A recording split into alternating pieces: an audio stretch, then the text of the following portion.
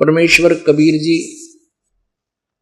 संत गरीबदास जी को मिले थे सन 1727 में गांव छुडानी जिला झज्जर हरियाणा में। वहां से उस प्यारी आत्मा को सत्यलोक लेकर गए थे, सचखंड लेकर गए थे, जैसे नानक जी को, संत नानक जी को परमात्मा साथ लेकर के सचखंड लेकर गए थे और फिर उनको वापस छोड़ा था। ऐसे ही गरीबदास जी को भी वापस छोड़ा था। जब ऊपर के सभी ब्रह्मांडों को तथा सभी भगवानों को देख करके और सचखंड में सतपुरुष कबीर रूप में देख करके वो महान आत्मा वापस आई, उसके बाद उन्होंने परमात्मा के द्वारा दिया हुआ ज्ञान ये लिपिबद्ध करवाया, जो दास आपको पढ़ के सुना रहा है। क्या बताते हैं कि ये सौदा फिरना ही संतो, यो सौदा फिरना ही, ये लोहे जैसा ताव जात है काया देश राही। ये मनुष्य जीवन आपका ऐसे समझो जैसे कारीगर होता है, मैकेनिक होता है, लोहार होता है। वो क्या करता है कि लोहे से कोई चीज बनाता है, जैसे आजकल तो फैक्ट्रियां लगी, इंडस्ट्रीज बन गई है जिनमें ये गिलास, थाली, कटोरे, चम्मच, छोटे छोटे नट बोल्ट ये बनाए जाते हैं। तो ये जो छोटे मोटे जो आइटम बनाए जाते हैं लोहे से, उसको पहले गर्म किया जाता है और गर्म करके जैसे लोहार आयरन के द्वारा लोहे को इतना गर्म कर देता है कि उसके ऊपर फिर चोट लगाते हैं घन से हथौड़े तक, तो वो जो वस्तु बनाना चाहता है वो गर्म लोहे पर चोट मार कर बनाई जा सकती है। यदि वो लोहा ठंडा हो जाए जरा सा भी, तो उसके ऊपर चाहे सारे गण न जाड़ दे, कूट कूट के सारा कितनी देर कूटता रहे, वो वस्तु नहीं बन सकती जिसके लिए वो गर्म किया गया था, जो प्रियतन है। अब ये शरीर आपका समझो लोहा गर्म है, इस गर्म लोहे के ऊपर जब चोट लागी राम नाम की, सच्चे नाम की, तो आपका कल्याण हो जाएगा। आप बन जाओगे हंस, आप बन जाओगे परमहंस, परमात्मा के चरणों में चले जाओगे आप अच्छे औजार बन करके और सफल हो जाओगे। और ये मनो शरीर छूट गया तो समझो आपका लोहा ठंडा हो गया, फिर गधे कुत्ते सुअर की योनियों में पड़े रहोगे, बांगे टेढ़े मुंह हो जाएंगे, ये सुंदर शरीर आपका नहीं रहेगा। तो परमात्मा हमें क्या बताना चाहते हैं, ये सच्चाई आपके समक्ष ला करके आपको डराना चाहते हैं। और भय बिना भक्ति नहीं हो सकती। कई व्यक्ति ऐसे अनाड़ी मिलते हैं, वो कहते हैं ये तो संतों ने डराने के लिए कह रखी हैं, ऐसी बातें थोड़ी होती हैं, कुत्ते गधे थोड़े ही बनते हैं हम। अरे भले आदमी, अगर आप इतने बुद्धिमान हैं तो फिर परमात्मा के लिए संतों की वाणी की आड़ क्यों लेते हैं? तू ही सुना दे, फिर दो चार बोल पता लग जाए तो कितना जानकार है। देखो, चोर चोरी करता है, उसको समझाया जाता है, सच्चाई बताई जाती है, चोरी ना करे भाई, तू पकड़ा जाएगा, तेरी पिटाई होगी, काला मुंह करेंगे, गांव में डालेंगे और सजा हो जाएगी, कैद में चाकी पीसेगा। अब ये उसको चाहिए समझ लो डराया जा रहा है, या समझ लो कि सच्चाई बताई जा रही है। वो सच्चाई भी है और सच्चाई से वो डर गया तो चोरी से बच जाएगा, वो सजाएं से बच जाएगा जो उस पाप के करने से, अपराध के करने से उसने भोगनी थी। ऐसे ये परमात्मा का ज्ञान आपको सुना जा रहा है, ये सच्चाई है, सच्चाई से डर जाएगा, वो भगवान आत्मा है, बुराई से बच के अपनी भक्ति कर जाएगा दृढ़ता के साथ, उसका कल्याण हो जाएगा।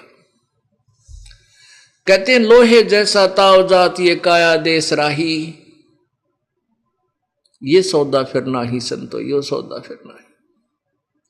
तीन लोक और भवन चतुर्दश सब जग सौदे आही, भाई दुगने तिगने करे चौगने किन्हो मूल गवाई। आप जी परमात्मा के चरणों में लग गए हो, ना जाने आपके कौन से जन्म जन्मांतर के वो पुण्य थे, शुभ संस्कार थे जो आपको परमात्मा के चरणों में शीघ्रता से ले आए। भले ही कोई ज्ञान समझ के आया है, भले ही कोई किसी कष्ट दुख निवारण के लिए आया है, वो दोनों ही पुण्यात्मा, क्योंकि उनको ठीक ठिकाना मिल गया। अब यहां आते ही कष्ट भी दूर होगा और जिनको भगवान चाहिए वो मार्ग भी यथार्थ मिलेगा। जो जिनके कोई तकलीफ नहीं है, कोई कष्ट नहीं है, घर में सुख भी है, उनको भगवान की चाह है तो भगवान का मार्ग मिल गया है। और जिनके ऊपर आपत्तियां हैं, ये पूर्ण परमात्मा है। वेद भी गवाही देते हैं कि इस परमात्मा, कबीर परमेश्वर की डिक्शनरी में इम्पॉसिबल वर्ड नहीं है, कबीर परमेश्वर की शब्द कोश में असंभव शब्द नहीं है। तो ये वो भगवान है जो हमारे पाप कर्मों को क्रॉस कर सकता है, कैंसिल कर सकता है। और कोई भगवान, ना ब्रह्मा, ना विष्णु, ना शिव, ना ब्रह्म, ना परब्रह्म, ना ये दुर्गा देवी देवता, कोई भी कर्म के दंड को, संस्कार को, प्रारब्ध को चेंज नहीं कर सकते, परिवर्तन नहीं कर सकते।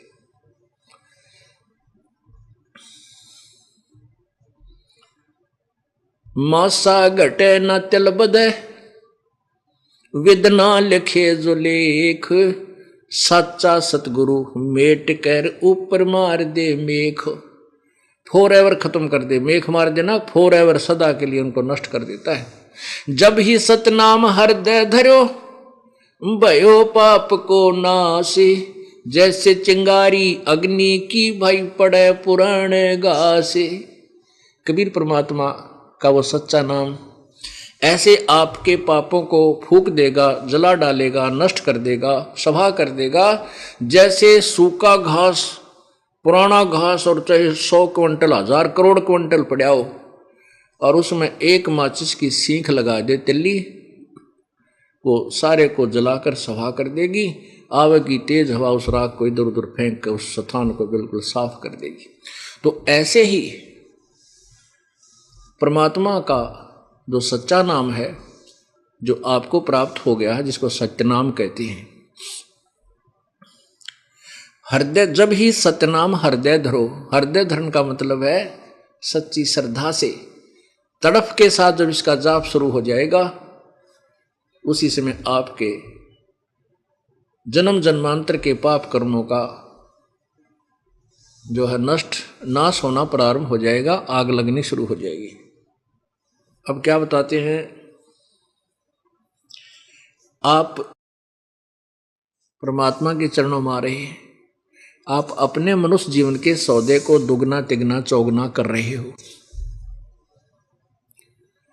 आप तो अपने मनुष्य जीवन को के सौदे को सत भक्ति दान धर्म करके दुगने तिगने चौगने बना रहे हो, और अन्य प्राणी इस मानव जीवन को के मूल धन को नष्ट कर रहे हैं।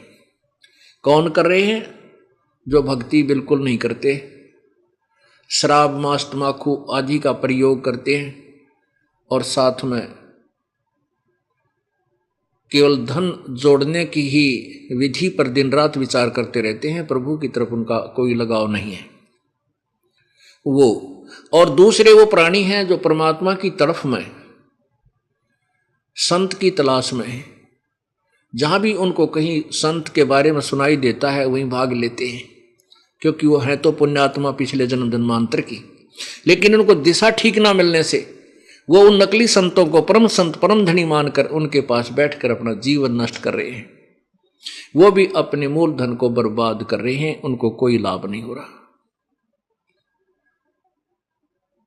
आप जी जो हैं, जो परमात्मा के चरणों में आ रहे हैं, इस विश्व में वर्तमान में इस दास के अतिरिक्त पूरी पृथ्वी पर कोई संत नहीं है जो आपको सच्चा ज्ञान दे और जिसके पास नाम देने का अधिकार हो। यानी ये वर्तमान में आपको एक और विशेष लाभ है कि आप ठीक ठिकाना आ चुके हो। ये ना समझना कि दास अपनी बड़ाई करता है या अभिमान से ये शब्द बोला है, नहीं, सच्चाई है ये। और जो इस बात से परिचित हो चुके हैं वो सत्य मान भी चुके हैं कि सचमुच वास्तव में इस संसार में कोई संत नहीं है वर्तमान में इस दास के अतिरिक्त। मैं ये नहीं कह रहा कि वो अच्छी आत्मा नहीं है। जितने भी जो गुरु पद पर बैठे हैं ये पिछले जन्मों की पुण्यात्माएं हैं। इनको काल गुमराह करके बर्बाद करवा रहा है। ये पिछले जन्मांतर के बहुत अच्छे पुण्यकर्मी प्राणी हैं और इनके भाग्य में ये सुविधा है कि वो कारों और हेलीकॉप्टरों में चले और लाखों लोग उनकी सेवा करें।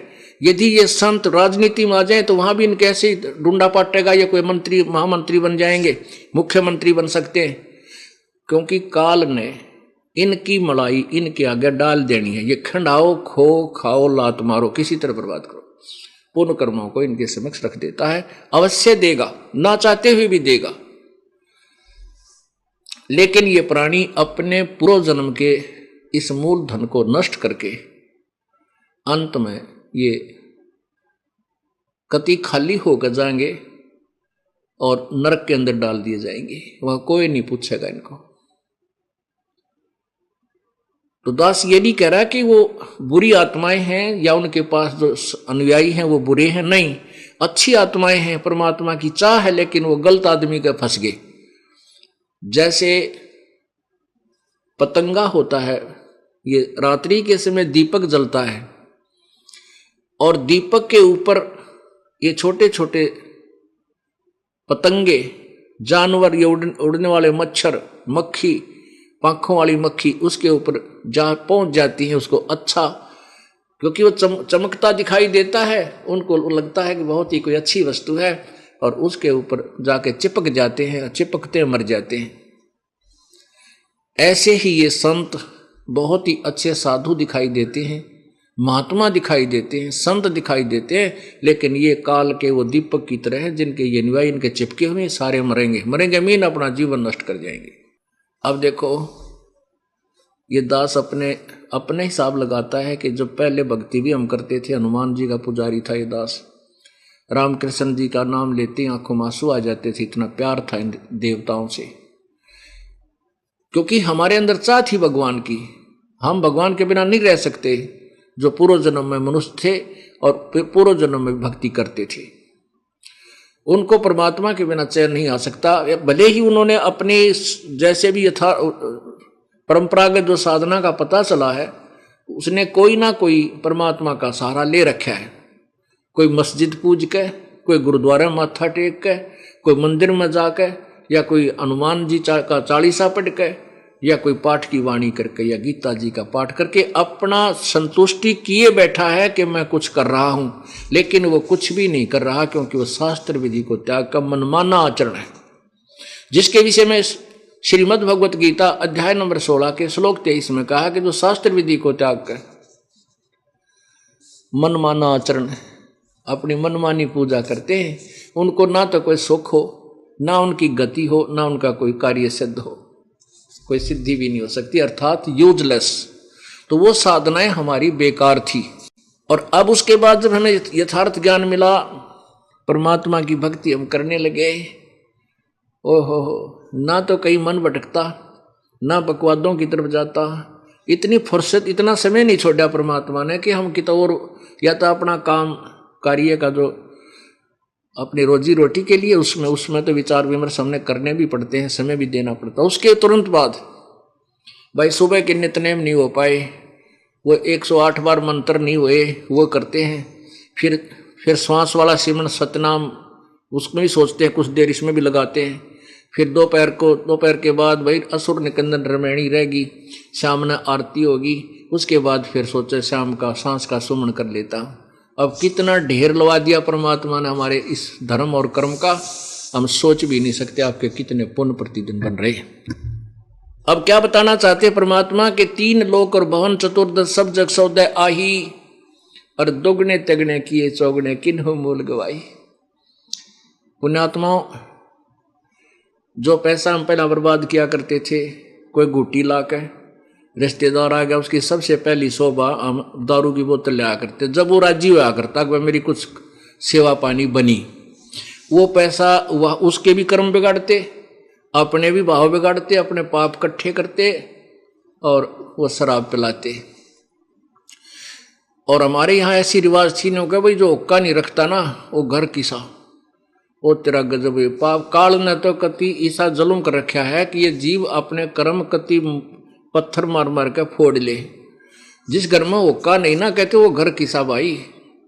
तो रिश्तेदार आया करते थे, हम छोटे थे, क्योंकि लाइए रे भर के तेरा फूफा है, अब फूफा तो नरक में जा अकेला मारी और व्यवस्था करवा दी उसने, हम चलम भर के देते। परमात्मा कहते हैं एक चलम हुक्का बराबर डूबे काली धार, इतना महापाप है तम्बाकू प्रयोग करने वाले को और उसको सहयोग देने वाले, भर के भी देने वाले को, चाहे वो ना पीता हो।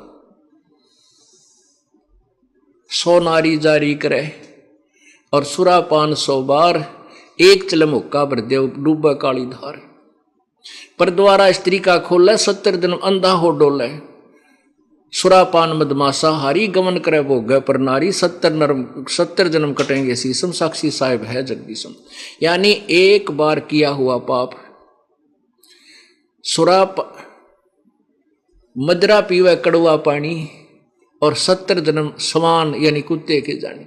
एक बार शराब पीने वाले के 70 जन्म कंटिन्यूस कुत्ते के होंगे। वो तरह गजब, इतना घोर पाप बनता है। क्योंकि ये कड़वा पानी पीवे फिर क्या पीवा, गंदे नाले का पानी पिया करेगा कि तो और पानी ना मिला जब इसको।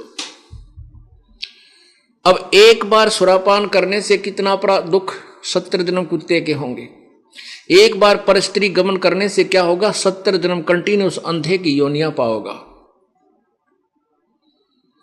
और उसकी तुलना में क्या बताते हैं, 100 नारी जारी करे सुरापान 100 बार हो और एक चलम होका भर दे डूबे काली धार। कितना पाप है एक चलम के भर के देने में, पीने वाले गिला के बनेगी वो तो अंदाजा आप खुद ही लगा लोगे बुद्धिमान हो। तो इसलिए हम कितने पाप इकट्ठे करा करते। अब वो पाप तो पांडा छूटा, उस पाप से पीछा छूटा और पुण्य शुरू हो गए। जो पैसा हम किधर और लाते थे, जैसे एक वर्तमान में ला लो, एक बीड़ी का बंडल कम से कम भी 4-5 रुपए का आता होगा, तो बहुत महंगाई होगी। और दिन में कई तनों कहते थे 2 तो 22 के बंडल पी जाया करता और 1 सिगरेट की डिब्बी ने लोहा लाया करता। और तरह का डेली क्यों कुछ आप पीता, कुछ दूसरे मित्र आ जाते ले ला ले। यानी रोजाना का 50 रुपये 40 रुपये का दंड करया करता है। और शराब पीने का तो एस्टिमेट नहीं लगा सकते हो कितना नाश करे दिन में।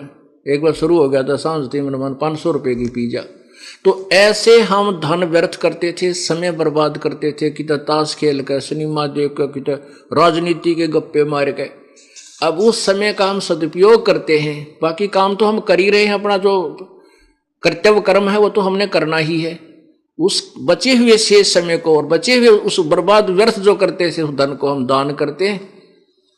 और जो हमारा समय बकवादों मजाक था उससे हम भगवान बचते हैं। बस इतना सा काम किया है, वही समय है, वही काम है।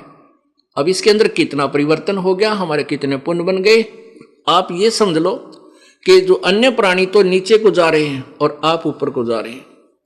उनकी स्पीड ऐसे है, आपकी ऐसे है। आपका और उनका कुछ दिनों में दिन और रात का अंतर हो जाएगा। आप इतने पुण्यकर्मी और आपके घरों में इतने सुख हो जाएंगे। और ये जनता देख लेना, लास्ट में कैसी बिरान माटी होएगी। सब जगह धक्के खा लेंगे। जो पूजाएं करते हो तो काम आन की सह को नहीं, उनसे वो थक लेंगे, लौट लेंगे, पिट लेंगे, फिर आओगे यहां पर। और फिर सुख तो यही होना है इस पृथ्वी पर, तो और ठिकाना को नहीं। ये सत्कर मान लेना, क्योंकि कबीर परमेश्वर के बिना हमारा कोई साथी नहीं, हमारा भगवान हमारा मालिक नहीं है। और वही परमात्मा परम शक्ति है जो हमारे पाप कर्मों को नष्ट कर सकता है। और पाप कर्म नष्ट हुए बिना सुख नहीं हो सकता। जब तक प्राणी के पुण्य चल रहे हैं, इतने वो कितने बकवाद गढ़ले, कितने पाप करे, क्योंकि उसके पुण्य पूर्व जन्म वाले चल रहे हैं।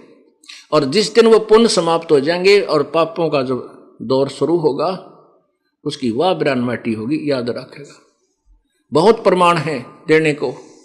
एक एमएलए बना, उसके पास इतनी माया थी, कहते हैं उसकी छत के ऊपर फर्स्ट फ्लोर पे ट्रक चला जाता था, लोडेड ट्रक ने ऊपर, इतना मजबूत उसने लेंटर डाल रखे थे और कनिए माया थी। आखिर में उसी की लड़की और दामाद ने कत्लेआम कर दिया, पूरा परिवार नष्ट कर दिया। अब चाट ले उस माया ने। पुण्यात्माओं, जब तक पुण्य चले इतने ही प्राणी खूब हवा में उड़ता है, और जब पुण्य रूपी पर कट जाते हैं, पृथ्वी पर पड़ा पड़ा तड़फता रहता है। बुद्धिमान व्यक्ति वही होता है कि पुण्यों के रहते परमात्मा के चरणों में आ जाए। वो भी अच्छी आत्मा है जो पुण्य क्षीण हो गए, पाप शुरू हो गए, तो भी मालिक की तलाश करनी शुरू कर दे, तो कहीं ना कहीं कोई रास्ता उसको मिल जाता है और परमात्मा मिल जाता है। फिर भी स्टार्ट हो जाते हैं, कोई दिक्कत नहीं। परमात्मा के चरणों में आते पुण्य फिर शुरू हो जाएंगे। यहाँ इतने जबरदस्त पुण्य होते हैं, जैसे आप सत्संग में आते हो, वहां से जहां से आप चले हो सच्चे मन से, सच्ची श्रद्धा से एक दास बनकर परमात्मा के चरणों में आते हो, सत्संग में आते हो, एक कदम का पुण्य आपको एक यज्ञ के तुल्य होता है। और एक यज्ञ को करने के लिए ये राजा लोग लाखों रुपए लगाया करते थे, वो आपको एक कदम से मिल जाता है। संत मिलन को चालिए तज माया अभिमाने, जो जो कदम आगे रखे सो सो यज्ञ समाने। जैसे कोई चाहे सेठ है, चाहे गरीब है, चाहे कोई उच्च अधिकारी है, चाहे राजा है, जब भगवान के दरबार की तरफ चले उसमें वो भूल जाए अपने आप को, मैं कौन हूं, केवल एक जीव हूं और दीर्घ रोगी हूं, जन्म मृत्यु का रोग हमारे बहुत भयंकर लगा हुआ है, और मैं एक ऑल इंडिया इंस्टीट्यूट में चेकिंग और ट्रीटमेंट के लिए चला हूं। ऑल इंडिया इंस्टीट्यूट में वो ही जाएगा जिसके कति कर्म फूट लेंगे और घना भयंकर रोग हो लेगा, और वहां जाके फिर वो नखरे को नहीं, वो तुमने सोचा मेरी जान क्यों कर बचेगी, मेरा कैसे क्या होगा, ऑपरेशन होगा या वैसे कोई ट्रीटमेंट होगा, फिर उसने कोई नखरे नहीं बागते, चाहे वो राष्ट्रपति भी क्यों नहीं है, उसमें वो अपनी जान देखता है। ऐसे ही आप जब सतलोक आश्रम में आए, चाहे कितना बड़ा सेठ है, चाहे कोई गरीब है, चाहे अमीर है, चाहे अधिकारी है, वो अपने को एक दास समझ के जब इस दृष्टिकोण से इस भाव से चलोगे तो आपका एक कदम भी एक यज्ञ के तुल्य पुण्य आपको देगा और आप आओगे अंडी पाक के। एक बार कोई किसी को ले आता है अपने मित्र को, वो यहाँ के देखता है और जमीन पर बैठना पड़ेगा, थोड़ी देर तो नखरे करता है और मनमाना अगली बार आवे को नहीं, फिर कहाँ बैठेगा गधा बन के कुरुडियाँ पर लौटेगा। अरे यहाँ मैट तो बिछा रखे हैं, बने बनाया भोजन मिले, परमात्मा की अमृतवाणी बरसे, कर्महीन इससे दूर भागे, तो कर्महीन इंसान होता है, वो पाप कर्मों से ग्रस्त प्राणी होता है। तो ऐसे आपके पुण्य यहाँ पर रह रह कर बन रहे हैं। एक दिन ऐसा आएगा कि आप भूल जाओगे, दुख भी कोई हुआ करता है पृथ्वी पे, लेकिन वो आपका सबसे खतरनाक समय होगा जब आप ज्यादा सुखी हो जाओगे। ये सुख परमात्मा से दूर करता है, इसलिए परमात्मा हमें एक शिक्षा देते हैं, सुख के माथे से ला पड़ो जो नाम हृदय से जावे, बलिहारी उस दुख के जो पल पल नाम रटावे। भगवान इसे सुख का आग लगाए जो तेरे तो दूर करे, ऐसा सुख ना दियो मेरे दाता, इतना दुख दिए रखना ताकि तेरी तड़फ बनी रही।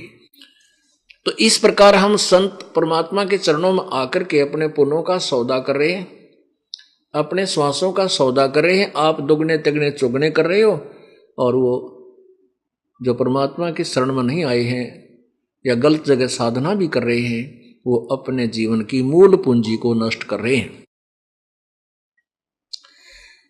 क्या बताते हैं, उस दरगाह में मार पड़ेगी जम पकड़ेंगे बाही, वह दिन की वो डरनी लागे लज्जा रे अकनाही। उस दरबार में, सच्चे दरबार में, चाहे राष्ट्रपति हो, चाहे मुख्यमंत्री हो, और चाहे हमारे जैसा कंगाल गरीब आदमी हो, यदि जिसने भक्ति नहीं कर रखी, यम के दूत बाँ पकड़ के ले जाएंगे, यहां से बाँ मरोड़ के ले जाएंगे और वहां घेर के कुटेंगे इनको। उस दरगाह में मार पड़ेगी जम पकड़ेंगे बाही, वह दिन की मोह डरनी लागे लज्जा रे अकनाई। ये भगवान इतनी भक्ति करूं, इतना मर्यादा में रहूं कि उस दिन मेरी लज्जा रहे, वहां पिटाई ना हो, अर्थात मुझे यम के दूत बांध के ना ले जा। आए हैं सो जाएंगे ये राजा रंग फकीर, एक सिंहासन चढ़ के जा एक बंधे जात जंजीर। मृत्यु तो सबकी होगी, राजा की भी होगी, हमारे जैसे गरीब की भी होगी, लेकिन जो भक्ति सत्य कर रहा है उसको भगवान विमान में बैठा कर आदर सत्कार से सिंहासन पर बैठा कर ले जाएगा, और जो भक्ति नहीं करते उसके यम के दूत पकड़ के ले जाएंगे और यहीं से गढ़न लगेंगे उसको। परमात्मा कहते हैं उस दिन की मुझे डर नहीं लग गए कि उस दिन इज्जत रहेगी या नहीं। तो इस डर से हम भक्ति करेंगे, और भक्ति करेंगे मर्यादा में रह करके, तभी हमारी भक्ति सफल होगी। यदि हम भक्ति भी कर रहे हैं और मर्यादाहीन, तो हम फाउल हो गए। पुण्यात्मा, ये परमात्मा का ये परमात्मा वाले अखाड़े का एक गेम समझ लो, परमात्मा वाले अखाड़े का एक खेल है। अब जैसे कोई भी भक्ति आप करते हो किसी भी देव की या भगवान की, मर्यादा से करनी होगी।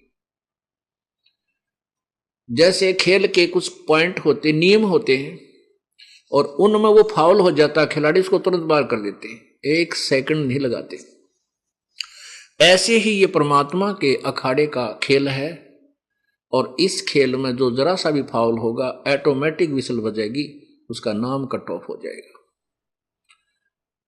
पुण्यात्माओं, यदि या तो इस खेल में तुम अपना प्रवेश मत लो, और प्रवेश लो तो भाई ढंग से खेलो, डर के खेलो, कहीं फाउल ना हो जाए। सबसे पहला डर आपका फाउल होने का होना चाहिए। जो मर्यादा आपको बताई जाती है इनको मत तोड़ना आप, जो हम नियम आपको देते हैं इनको खंड मत करना, आप नाम खंडित मत करना। आप फिर देखना आपके घर में कितना सुख होता है। लेकिन हमारे सामने क्या समस्या सबसे ज्यादा आई है कि हमारी संख्या कम है। एक परिवार में एक सदस्य इस ज्ञान को सुनने आता है, उसको ज्ञान समझ में आ जाता है, अब वो उपदेश ले लेता है। घर के अन्य 10 सदस्य आन उपासना में आरूढ़ हैं, अब उस प्यारी आत्मा के नियम को वो चलने नहीं देते। किस कहीं ना कहीं ये काल कोई ना लोक लाज बना के, मजबूरी बना के उसके नियम को खंड करवा देता है। तो पुण्यात्मा, ये फाउल तो चाहे किसी प्रकार भी हो जा, वो फाउल ही है, काल का दाव लग जाता है, फिर उसको लाभ मिलना बंद हो जाता है। तो बेचारा वो लग भी रहा है, भक्ति भी कर रहा है, फिर भी कहता जी मुझे कोई विशेष लाभ नहीं हो रहा। मुझे पता है कि इसकी श्रद्धा भी खूब बेचारे की, लेकिन ये किसी ना किसी कारण से मर्यादा हीन हो चुका। उसको कहता हूं भाई नाम दोबारा ले ले। इसका यही तरीका है अभी तो कि हम दोबारा नाम देते हैं ताकि ये फिर सुचारू हो जाए। कनेक्शन दे देते हैं भगवान का, प्रार्थना करते हैं प्रभु बालक है आपका, बच्चा है, बच्ची है आपकी, और बहुत पुण्य खाड़े में पा गया यूं, क्योंकि सारा देश उलट हमारे थे। अब आप ही दया करोगे जब बात बनेगी। तो धीरे धीरे क्या होता, परमात्मा 1-2 सदस्य को और सहयोगी बना देता है, तब उस घर में कुछ क्रिया ठीक चलती है। उसके बाद उस घर में उभारा दिखने लगे। यदि आप सत्कर्म मानना, आज नाम ले लो, आपको किसी प्रकार की आपत्ति हो, घर में संकट हो, या आपका किसी प्रकार का रोग हो, जब ना तुरंत ठीक हो जाए तो मैं संताई छोड़ दूंगा। लेकिन हम गलतियां इतनी कर देते हैं, ना चाहते हुए हो जाती हैं, क्योंकि मैं इस परमात्मा से बहुत परिचित हूं। सन 1988 से इस दास इसकी शरण में आया था। उस दिन के बाद जो मेरे साथ इन्होंने चमत्कार किए, मैं सोच भी नहीं सकता था। तो आपके साथ क्यों नहीं करेगा? वही भगवान, वाह पावर। कहते हैं सतगुरु के दरबार में कमी का एक ही ना, और हंसा मौज नहीं पावता तेरी चूक चाकरी में। इस सच्चे दरबार में किसी वस्तु की कमी नहीं रहेगी। और तुझे परमात्मा आपके ऊपर मौज नहीं बख्श पा रहे हैं, तेरी कोई सेवा में कमी है, तेरी चाकरी में कमी है, तेरी कोई मर्यादा में त्रुटि है। अब ये जो नियम आपको फार्म के पीछे लिखकर दिए हैं, इनको जरूर पढ़ा करो। शुरू में दूसरा नाम लेने से पहले तो कई बार पढ़ा करो इस पीछे क्या लिख रखा है। आप या ना पढ़ सकते, किसी बालक तो पढ़वा ले। और इसकी विस्तृत जानकारी हमने भक्ति सौदागर को संदेश प्रथम भाग में प्रारंभ में लिखी हुई है, ताकि आप इस नियम से पूर्ण परिचित रहो और मार ना खाओ। अब जैसे हम आपको स्वाभाविक कहते हैं ये नहीं करना, वो नहीं करना, देवी देवताओं की पूजा नहीं करना। देखो, हम देवी देवताओं के विरोधी नहीं हैं। ब्रह्मा विष्णु महेश भी देवी देवताओं में आते हैं, अन्य देवताओं में। ये इस संसार रूपी वृक्ष की टहनी है, तीनों टहनी, और जड़ पूर्ण परमात्मा है। तो हम कोई पौधा आम का बीजेंगे तो जड़ की पूजा करेंगे, जड़ को मिट्टी में डालेंगे तो हम उसको सफल कर पाएंगे। हम ठीक प्रयत्न कर रहे हैं, अन्यथा हम उल्ट कर रहे हैं। अब देखिएगा, जैसे आप कोई आम का पौधा लाए नर्सरी तक, उसको कैसे बीजा जाता है, उसको ऐसे लगाया जाता है, उसको नीचे को मिट्टी में या गमले में जड़, उसकी जड़ें गाड़ दी जाती हैं और उस जड़ में सिंचाई की जाती है, जड़ की पूजा की जाती है। तो उस जड़ से फिर खुराक चलती है तना में, तना से इस मोटी डार में, डार से इन शाखाओं में। इन शाखाओं का फिर फल लगेंगे। ये देवी देवता है। अक्षर पुरुष एक पेड़ है, ये समझो इसको एक अक्षर पुरुष, ये पूरा बाहर दिखाई देता है, इसको एक पेड़ बोलते हैं। इस पेड़ का जो तना है ये अक्षर पुरुष है, परब्रह्म है। और ये मोटी डार निकली, ये क्षर पुरुष यानी ब्रह्म है। और ब्रह्म के आगे यानी क्षर पुरुष डार के आगे 3 शाखाएं हैं छोटी। ये रजगुण ब्रह्मा, सतगुण रसगुण ब्रह्मा, सतगुण विष्णु, तमगुण शिव जी हैं। अब हम पूजा करेंगे इस जड़ की यानी पूर्ण परमात्मा कबीर जी की। तो यहां से खुराक चलेगी, हमारा संस्कार बनकर जाएगा परब्रह्म से ब्रह्म, ब्रह्म से ब्रह्मा विष्णु महेश के पास। तो ये हमें न चाहते हुए इन टहनियों का फल लगेंगे, क्योंकि हमने सेवा कर दी उस जड़ की, इसने वहां भेज दी खुराक। ऐसे ही हम पूर्ण परमात्मा की भक्ति करेंगे तो इस भक्ति से हमें संस्कार बनेंगे और ब्रह्मा विष्णु महेश हमें इनका फल देंगे ही देंगे, अवश्य ही देंगे, ये रोक नहीं सकते। अब हम इन देवी देवताओं के विरोधी नहीं हैं, लेकिन हम क्या कर रहे हैं, हम इस चीज के विरोधी हैं कि आपने संसार रूपी पौधे को, आम के पौधे को उल्टा बीज दिया, भक्ति रूपी पौधे को। आप टहनियों को तो नीचे जमीन में गाड़ ली, इनकी पूजा शुरू कर दी, जड़ छोड़ दी, जड़ ऊपर कर दी। आपका भक्ति रूपी पौधा नष्ट हो रहा है, ये सफल नहीं होगा। अब दास ये कहता है कि आप केवल ऐसे करो, ऐसे कर लो इसको, बस दैट्स ऑल। ये देवता भी हमारे साथ हैं, ये फल भी देंगे। ये जब देंगे जब हम ऐसे पूजा करेंगे, इस परम पिता की पूजा करेंगे, पूर्ण परमात्मा। तो इसकी साधना ना करने से हम अपने जीवन को व्यर्थ कर रहे हैं। शास्त्र, ये शास्त्र विधि अनुसार साधना। तो जैसे हम जो कहते हैं आप उस तरह करोगे तो आप सफल होगे। हम कहते हैं देवी देवताओं की पूजा ना करके पूर्ण परमात्मा की भक्ति करो जिससे तुम्हें लाभ हो, यानी इस भक्ति रूपी इस पौधे को आप सीधा बीजो। परमात्मा कहते हैं माई मसाणी सेड शीतला भैरो भूत हनुमंत, साहेब से नारार है जो इनको पूजंत। परमात्मा क्या कहते हैं कि जो इन शीतला माता की, अन्य माताओं की और ये भैरव भूत हनुमान आदि की जो पूजा करते हैं, इनसे भगवान 100 कोस होता है। देवी देव ठाडे भये हमको ठोर बताओ। कबीर परमेश्वर कहते हैं जो मेरी शरण में आ जाता है, फिर ये देवी देवता मेरे पास आते हैं कि जो आपकी पूजा कर रहे हैं वो हमें नहीं पूछ रहे हैं, हमारी पूजाएं नहीं कर रहे हैं, हमें ठोर बताओ हम कहाँ जाएं। कबीर परमेश्वर उनको कहता है कि जो मुझको पूजे नहीं उनको लूटो खाओ। जो मेरी पूजा नहीं करते तुम उनको लूटो खाओ, उन पर बरवाओ पिंड और दरवाओ 5 लत्ते, जो भी बकवाद करनी वहां करो, लेकिन मेरी जिसने उपदेश ले लिया उसके निकट तुम मत चले जाना। अब हम क्या बताते हैं कि ये मर्यादा आपने रखनी होगी। आप नियम तोड़ देते हो, नो सोचो हो के फर्क पड़ा है, के फर्क पड़ा है, एक होका भर दूं, के फर्क पड़ा है, एक दिन घर के भी राजी हो जाएंगे और श्याम जी भी पूज जाऊंगा। अरे तेरा गजब, हम बॉलीवुड से रोज बताने लग रही है नहीं पूजने नहीं पूजने, इनकी कति देखना भी जिनकी तरफ, ये पूज के छकना लिया, बिरान माटी करवा रखी, सारा नाश होया पड़ा, फिर बिनो के एक दिन और पूज लिया। तो इससे प्रभु रुष्ट हो जाता है। अब क्या बताते हैं, जब सीता जी श्री राम और लक्ष्मण जी के साथ वनवास में थी, उन्होंने एक झोपड़ी बना रखी थी, कुटी बना रखी थी, और रावण ने सीता को उठाने का एक षड्यंत्र रचा था। रावण का मामा मारिच जो है एक सोने का मर्ग बन के सिद्धि से, और वहां दूर दिखाई दिया जहां सीता जी ने एक बगीची बो रखी थी, उसके फूलों फालों को तोड़न लग गया। उसकी सुंदरता पासक्त होकर सीता ने कहा कि ये मर्ग मुझे ला कर दो, जीवित या मृत। ज्यादा हट कर ली उसने। तो श्री राम बोला लक्ष्मण मैं जाता हूं और तू यहाँ रहना, क्योंकि जंगल का काम है और अकेली सीता को नहीं छोड़ना। श्री रामचंद्र जी आगे चले गए। वहां से आकाशवाणी की उस मृग मारीच ने तो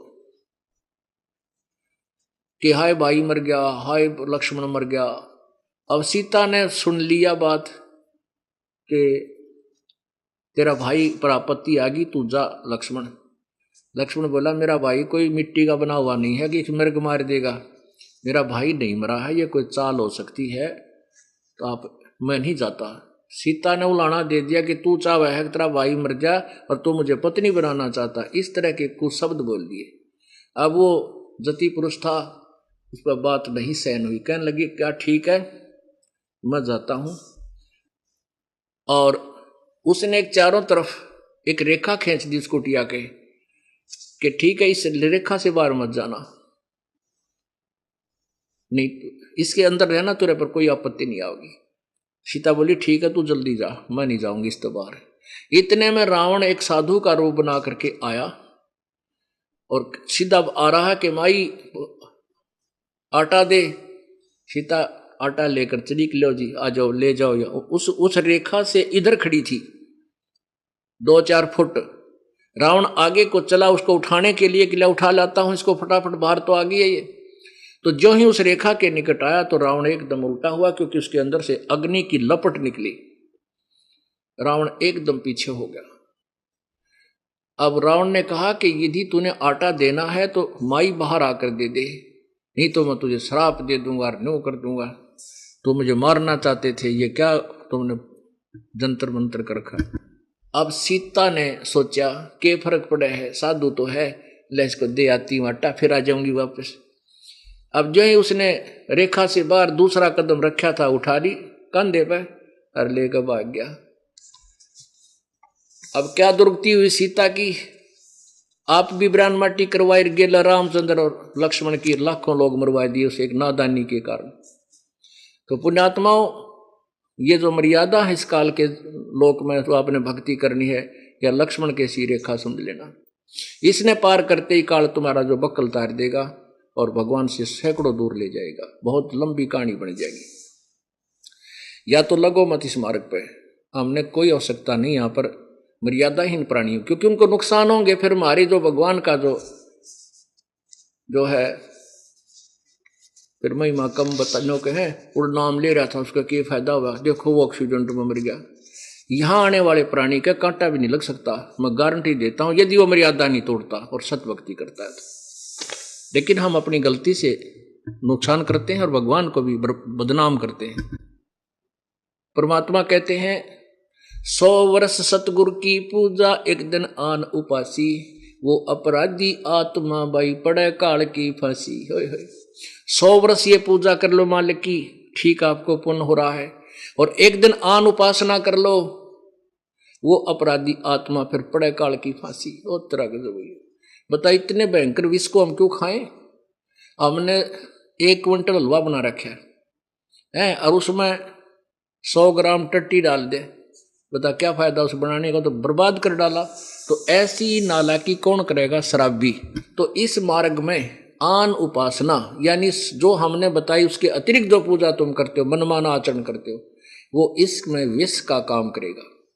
100 वर्ष तो सतगुरु पूजा यानी गुरुदेव के सच्चे गुरु के आधार पर जो साधना आप करते हो वो, और एक दिन आन उपासी, वो अपराधी आत्मा फिर पड़े काल की फांसी। और तेरा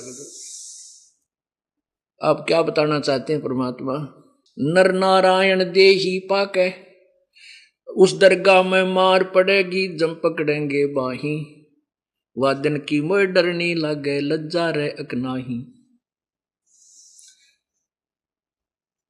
नर नारायण देहे पाके तू फेर 84 जाही, जा सतगुरु की मैं बलिहारी जो जामन मरण मिटाई।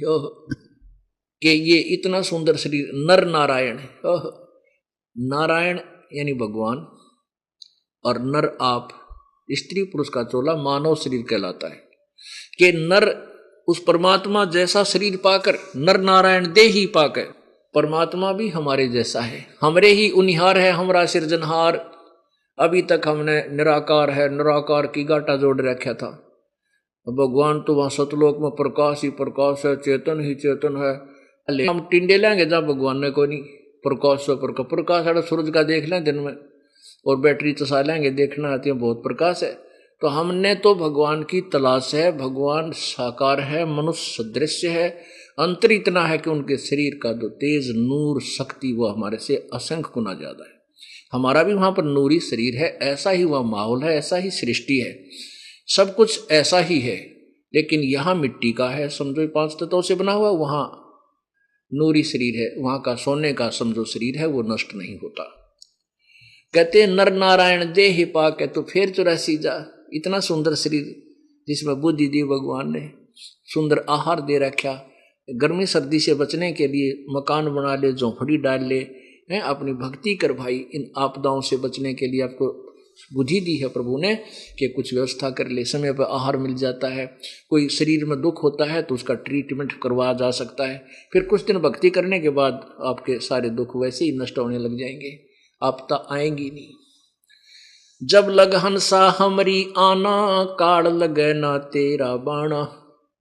जब तक हंस यानी मेरी पुण्यात्मा मेरी मर्यादा में रहेगी, काल तेरा तीर मेरे हंस पर नहीं लग सकता।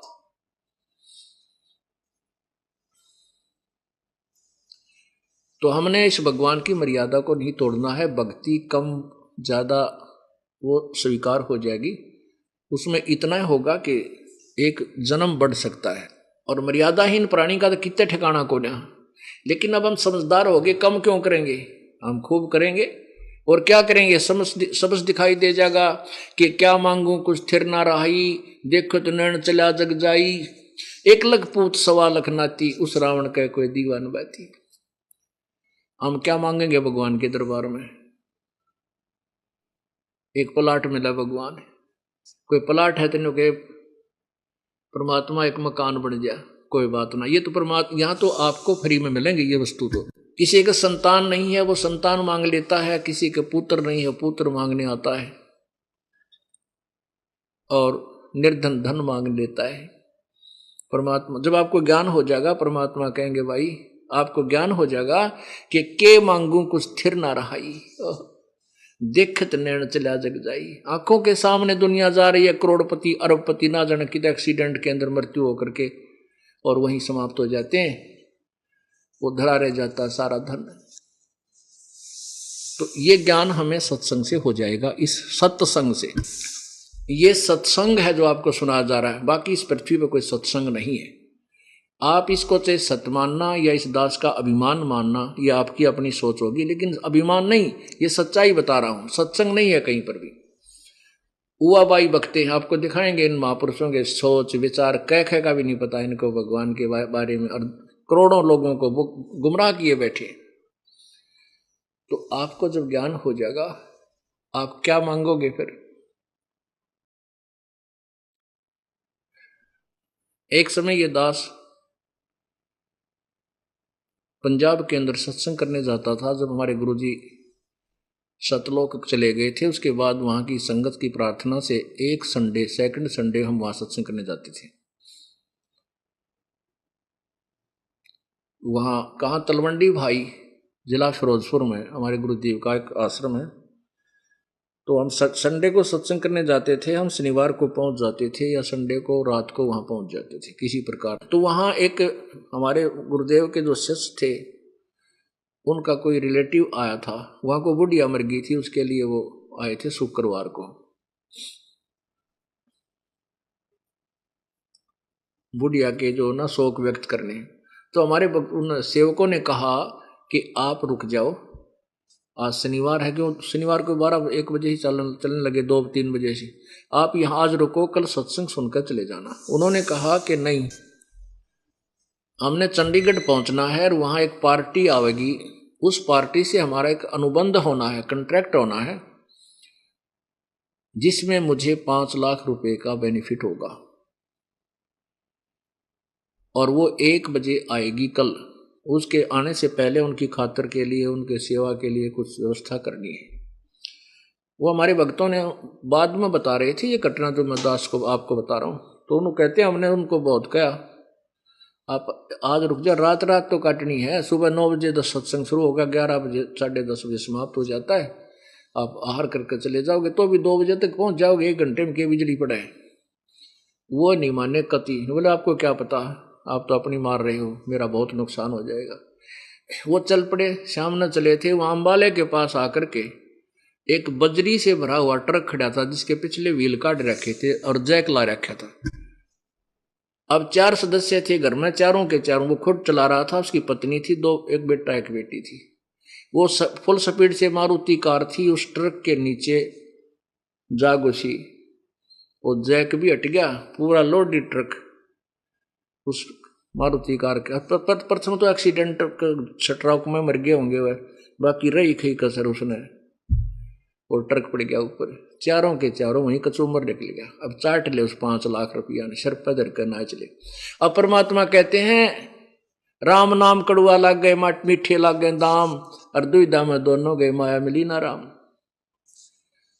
तो पुण्यात्माओं फिर आपको ये समझ मान लग जाएगा, क्या मांगू कुछ थिर ना रहाई, देखत नैन चला जग जाई, 1 लाख पूत 1.25 लाख नाती, उस रावण के आज दीवान बाती। रावण का कहते सारे सोने की लंका होती, रावण से रणधीरम, पूरी सोने में चढ़ रहा था उन महलों को, और 1 लाख उसके पुत्र थे, 1.25 लाख, 1 लाख पूत, 1 लाख पुत्र थे। और फिर आज उसका नाम लेने वाला भी कोई ना कोई, दीपक जलाने वाला भी, उसका वो लाख भी नष्ट हो गए। इन सबको काल खा गया। और यहां हम जो मांगते हैं, हम 1 मांग लेंगे पुत्र, 2 मांग लेंगे, तो उनसे क्या होगा। पर देखो परमात्मा, अब हम परमात्मा के हॉस्पिटल में आ गए। पुण्यात्मा इस ज्ञान को हर तरह से सोचना, तोलना, यदि आपने भक्ति सफल करनी है। हम हैं ऑपरेशन थिएटर में आगे हैं, अभी भयंकर रोग कटवाने। हमारे जन्म और मृत्यु का दीर्घ रोग लगा हुआ है, और इसका ट्रीटमेंट इसी सतलोक आश्रम में, क्रोथा और बरवाला में ही हो पाओगा, और कितना नहीं, यानी जहां भी ये दास रहेगा वहीं पर। और जब हम डॉक्टर के पास पहुंच जाते हैं तो फिर मरीज की नहीं चलती वहां पर, रोगी की नहीं चलेगी, डॉक्टर की चलेगी। उसका उद्देश्य ये होगा कि इसको किस प्रकार बचाना है। डॉक्टर, अब मरीज तो पता नहीं क्या क्या वस्तु मांग लेता, मुझे वो खाने की दे दे, मुझे वो खाने की दे। शुगर के मरीज ने चीनी क्यों कर दे, बिल्कुल नहीं अलाउड करेगा डॉक्टर, तो करे नहीं, मरना तो जा खा ले की, तो जाकर चाहे 1 बोरी खा ले हमारी तरफ से।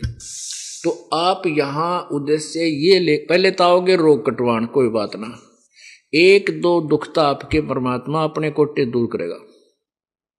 फिर आपको ज्ञान हो जाएगा कि ईब बेटा तू आप कमाई कर बेटी, यानी इस राम नाम की कमाई कर, जिससे तेरा जो कष्ट है उससे दूर हो। तो उससे क्या होगा कि 1-2 कष्ट, 2-4 तो दुख आपके परमात्मा अपने कोटे से दूर कर देगा। फिर आपको लालच पड़ेगा कि मैं भक्ति करूं, मोक्ष करूं, करवाऊं। क्यों आपको इसलिए बार बार बुलाया जाता है। दास प्रार्थना करता जो प्रथम बार नाम लेके जाता है, कम से कम कंटिन्यूस 12 सत्संग अवश्य सुने, महीने में 1 बार 3 दिन छुट्टी अवश्य ले ले, कोशिश करें। देखो हमने एक बहुत बड़े झंझट से निकलना है, उसके लिए कुछ समय भी निकालना होगा। जैसे हम अपने बच्चों को पढ़ाते हैं, बच्चा 16 वर्ष पढ़ता है और 1-2 वर्ष और PhD कोर्स कार्यक्रम में तो और ज्यादा लग जाते हैं, और उसको हम कोई काम नहीं कराते, पैसे भी खर्च करते हैं, जब जाकर वो 2 रोटी का साधन कर पाता है। और हमने कल्याण कराना है, इसके लिए अपने समय भी देना होगा और 2 पैसे मालिक के चरणों में समर्पण भी करने होंगे, तभी आप इस दीर्घ रोग और इस झंझट से मुक्त हो पाओगे। अब जैसे आप क्या मांगते हो, जो छोटे कुछ ऐसे कष्ट होते, परमात्मा उचित समझता कि ये दुख इसके दूर नहीं हुए तो इसकी श्रद्धा टूट जाएगी। फिर तुम एक ऐसी आंट अड़ा दोगे, अकिया होनी चाहिए मेरा। परमात्मा अगर उचित समझेगा कि आपको ये हानि नहीं करती तो वह चीनी आपको अलाउड करेगा। यदि वो चाहता है कि ये चीनी इसको अलाउड करो, शुगर का मरीज है, डॉक्टर अलाउड नहीं करेगा। कई पुण्यात्मा आते हैं, संतान हो, लड़का हो, परमात्मा वही समझ लेना कि आपके आने भविष्य के संस्कारों से संबंधित यदि ठीक कोई संतान होगी तो देगा, अन्यथा आपको जहर नहीं देगा। फिर आपको ज्ञान हो जाएगा कि क्या मांगू कुछ थिर ना रहाई, और देखत नैन चला जग जाई। 1 लाख पूत 1.25 लाख नाती, उस रावण काज को दीवा बाती लावणिया भी को ना, यानी वो 1,25,00,000 भी नाश को प्राप्त हुए तो एक पुत्र भी मांग करके के कला तोड़ दोगे। तो ये ज्ञान से समझ में आओगी, फिर आप भक्ति करोगे निश्चिंत होकर के। ऐसी बात नहीं है परमात्मा आपके इतने कष्ट दूर करेगा, आप सोच भी नहीं सकते। और आप सब सोच भी नहीं सकते कि सचमुच भगवान वर्तमान में ऐसे काम कर देता है। हम पूर्व की कथा सुना करते, ध्रुव और प्रहलाद और मीराबाई जैसों की, या लाखों की संख्या में आपको गिनवा दूंगा जिसको साथ ऐसे लाभ मालिक ने आज दे रखे। ये वो पूर्ण परमात्मा है। तो क्या बताते हैं, नर नारायण देही पाके तो फेर 84 जाही, जा सतगुरु की मैं बलिहारी, जो जामन मरण मिटाई। उस सतगुरु के ऊपर मैं कुर्बान हूं जो जन्म और मृत्यु के रोग न काट दे। छोटी मोटी राहत तो बहुत से भगवान भी दे सकते हैं। कई संत अपने कोटे तक अपने आशीर्वाद से आपको आशीर्वाद दे देते हैं, कुछ धन मिल जाता है। अब वो संत पूर्व जन्म की कमाई से परिपूर्ण था, उसने कुछ तो आपको आशीर्वाद देकर बांट दी, किसी ने उसका डले मार दिया, उसको शराप दे दिया, वहां खत्म कर दी, ना तो आपको लाभ हुआ क्योंकि उसका आशीर्वाद से थोड़ा बहुत लाभ हो गया, तो आगे क्या मिलेगा, गधे कुत्ते की सूअर की जूनी तो ना मिट्टी।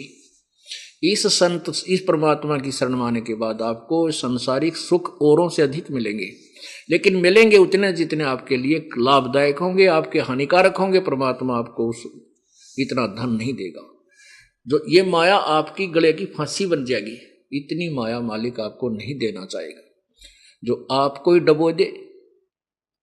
साईं इतना दीजिए जामे कुटुंब समावे, हम भी भूखे ना रहे अतिथि ना भूखा जावे।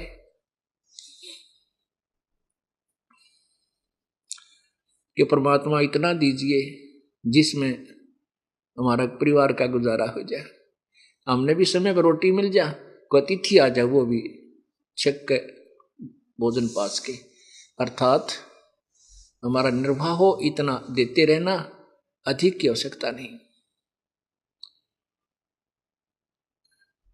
आप सत्कर मानना परमात्मा की जो वाणी है वो सच्ची है, लेकिन हम उससे लाभ नहीं प्राप्त कर पा रहे हैं हमारी चूक चाकरी में।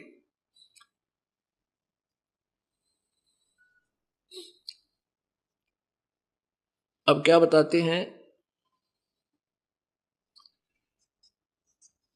आपको थोड़ी सी कथा सुनाते हैं प्रभु की। कबीर परमेश्वर जो है ये परमात्मा थे, परमात्मा हैं और रहेंगे।